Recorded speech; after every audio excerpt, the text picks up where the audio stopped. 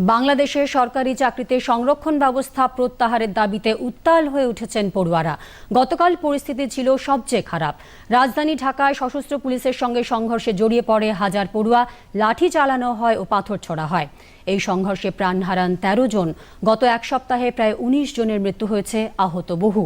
সতর্কতামূলক ব্যবস্থা হিসেবে বাংলাদেশের রাজধানী ঢাকায় মোবাইল ইন্টারনেট পরিষেবা অস্থায়ীভাবে বন্ধ করা হয়েছে। উত্তেজনাপূর্ণ এলাকাগুলিতে স্কুল কলেজ বন্ধ। বাংলাদেশের সাম্প্রতিক পরিস্থিতির পরিপ্রেক্ষিতে ঢাকায় ভারতীয় হাইকমিশনের পক্ষ থেকে এক পরামর্শ জারি করে বর্তমান পরিস্থিতিতে ভারতীয় নাগরিক ও পড়ুয়াদের সেদেশে যেতে বারণ করা হচ্ছে। যে কোনো জরুরি পরিস্থিতির জন্য ঢাকার ভারতীয় হাইকমিশনের সঙ্গে যোগাযোগ করতে বলা হয়েছে।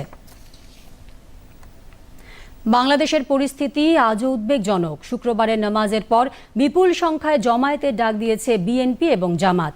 অন্যদিকে আওয়ামী লীগও তার সমর্থকদের শুক্রবারের নামাজের পর রাস্তায় নামতে বলেছে।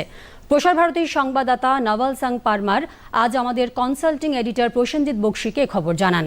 তিনি বলেন, বাংলাদেশের সব ধরনের যোগাযোগ ব্যবস্থা বন্ধ। বহু প্রচেষ্টার পরই তিনি আমাদের কনসাল্টিং এডিটরের সঙ্গে যোগাযোগ করতে সক্ষম হন।